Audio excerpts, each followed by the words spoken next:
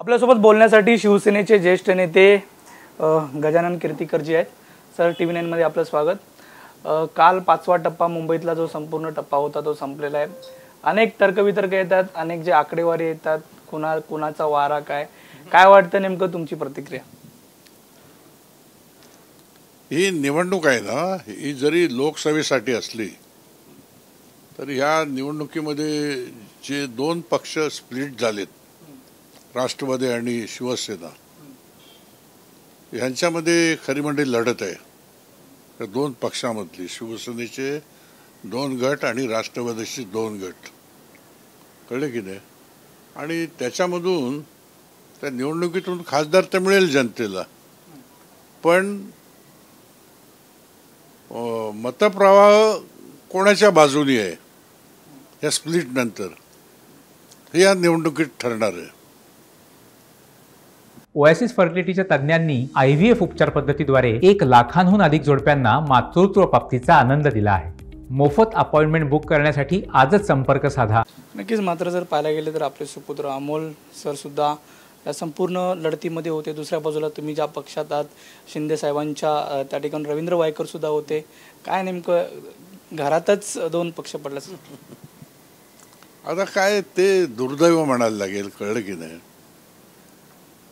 अशी राजकीय परिस्थिती जी आहे ना, ही कोणाच्या वाट्याला येऊ नये असं माझं मत आहे, कळलं की नाही. आता एकदा मी एकनाथ शिंदे यांचं नेतृत्व मान्य करून मी या शिवसेनेत आल्यानंतर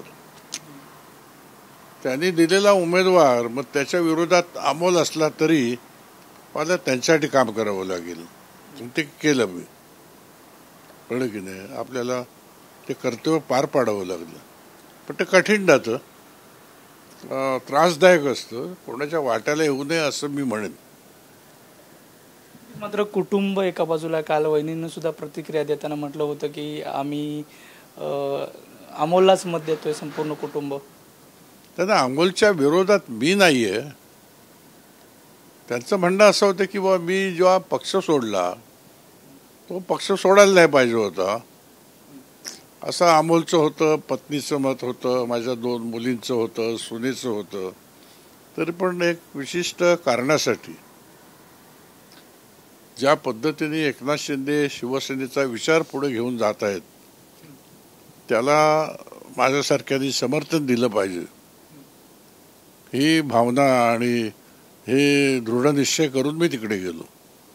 कुठल्याही तऱ्हेचं ईडीचं माझ्यावरती आरोप नव्हते, खोक्याचाही प्रश्न नव्हता.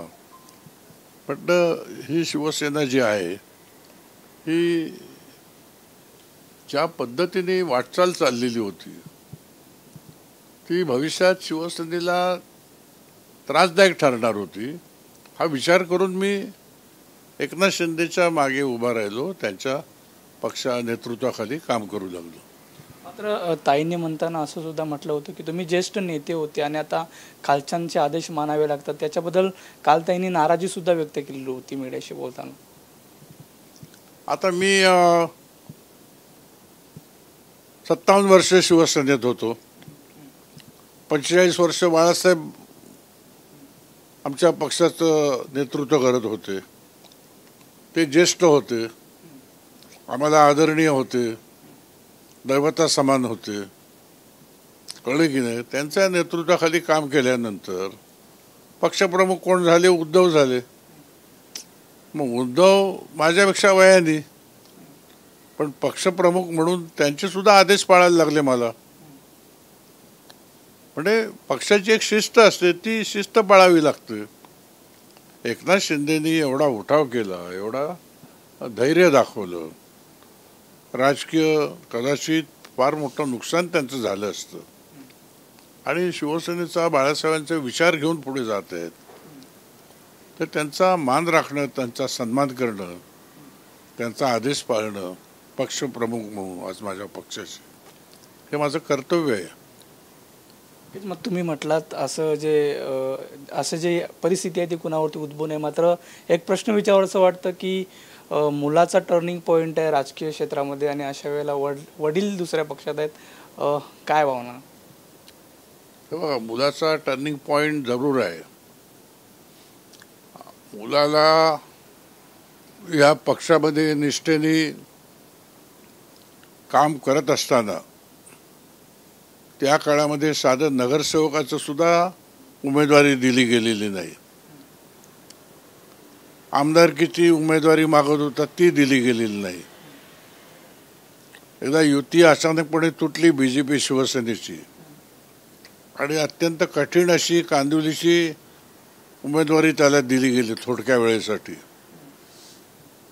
कळलं की नाही. त्याला आयुष्यामध्ये त्याचं राजकीय जडणघडण करण्याची जी जबाबदारी होती ती त्या पक्षाने सांभाळली नाही. कळलं की नाही. आणि आता त्याला डायरेक्ट खासदारकी दिली. ते कर्तव्य म्हणून त्यांनी ती स्वीकारली आणि लढत दिली त्यांनी. आणि त्याच्यामुळे त्याच्या आयुष्यामध्ये राजकीय टर्निंग पॉईंट येऊ शकेल असा माझा विश्वास आहे. नक्की काय वाटतं कुणाची हवा या मतदारसंघात आहे? एका बाजूला महायुतीचे रवींद्र वायकर आणि दुसऱ्या बाजूला अमोलदादा. काय वाटतं कोण जिंकून येईल? आहेत दोन्ही उमेदवार तुल्यबळ आहेत. त्यामुळे कुठलाही अंदाज सांगता येत नाही. आज नक्कीच धन्यवाद. लढत देत आहेत. नक्कीच धन्यवाद. एकंदरीत जर पाहायला गेलं तर अनेक परिस्थितीमध्ये अनेक स्थितीमधून अमोलदादा हे पुढे गेलेले होते. मात्र कुठेतरी दुर्दैवी आणि अशी जी परिस्थिती आहे ती कुणावरती उद्भवू नये. एकाच घरामध्ये दोन पक्ष आहेत. त्यामुळं जे वातावरण आहे ते दोन्ही बाजून सुद्धा समान असल्याचं सुद्धा एकंदरीत गजाभाऊंनी सांगितलेलं आपल्याला पाहायला मिळतंय. एवढं नरसिंग सोबत नंदकिशोर गावडे, TV9 मराठी, मुंबई.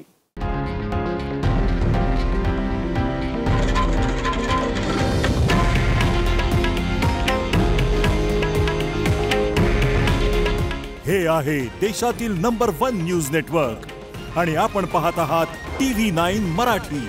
काळजी तुमची, हित महाराष्ट्राचं.